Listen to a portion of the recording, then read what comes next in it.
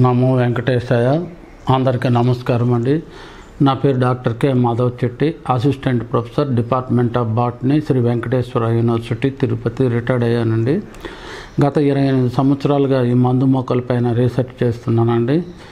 China, Malaysia, Singapore దేశాల్లో కూడా ఈ మందు మొక్కల మీద రీసెర్చ్ కొరకు వెళ్ళి రావడం జరిగింది.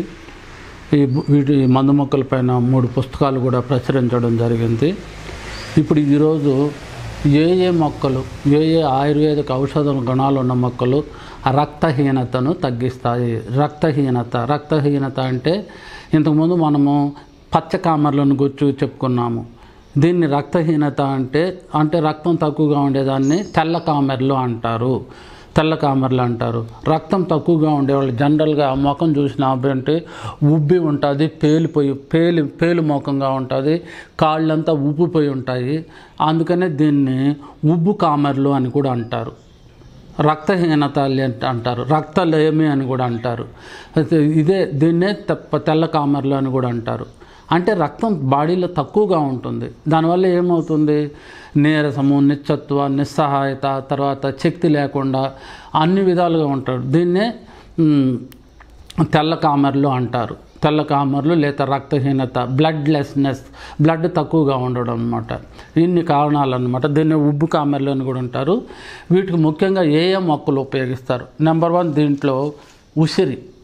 ఈ కాయ ఉసిరి ఉంది కదా, ఉసిరి కాయను తీసుకుంటారు.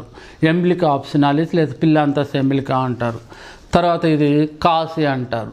సొలానం నైగ్రమ్, దీని యొక్క ఫ్రూట్స్ కానీ ఆకు కానీ దీన్ని కానీ బాగా కూర చేసుకొని లేకపోతే పౌడర్ చేసుకొని తింటే దీన్ని కూడా అంటారు.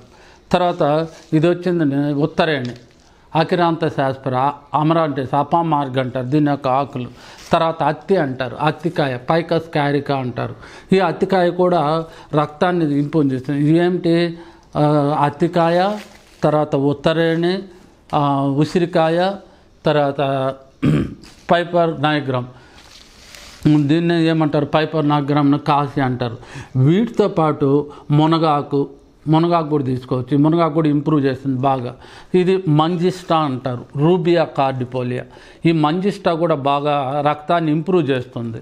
మంజిస్టా, తర్వాత బీట్రూట్, క్యారెట్, ఇవన్నీ కూడా రక్తాన్ని ఇంప్రూవ్ చేస్తాయి.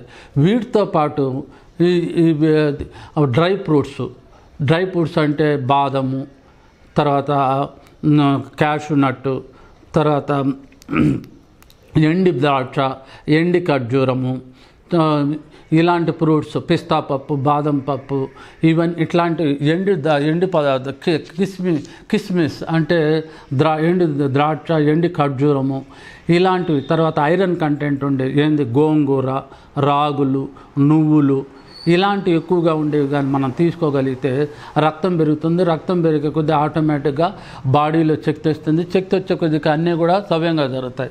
ఇది తయారు చేసుకున్నాడు చూడండి. ఎండి ద్రాక్ష, ఎండి ఖర్జూరము, ఇవి రోజు 4-5 నానబెట్టుకొని మనం తిన్నామంటే ఈజీగా తింటూ. దాంతో కూడా చెప్పాను రాగుల్లో కూడా మంచి హిమోగ్లోబిన్ అంటే ఐరన్ కంటెంట్ ఇంక్రీజ్ చేసి, హిమోగ్లోబిన్ అంటే రక్తాన్ని ఎక్కువ చేసే గుణం ఉంటుంది అనమాట.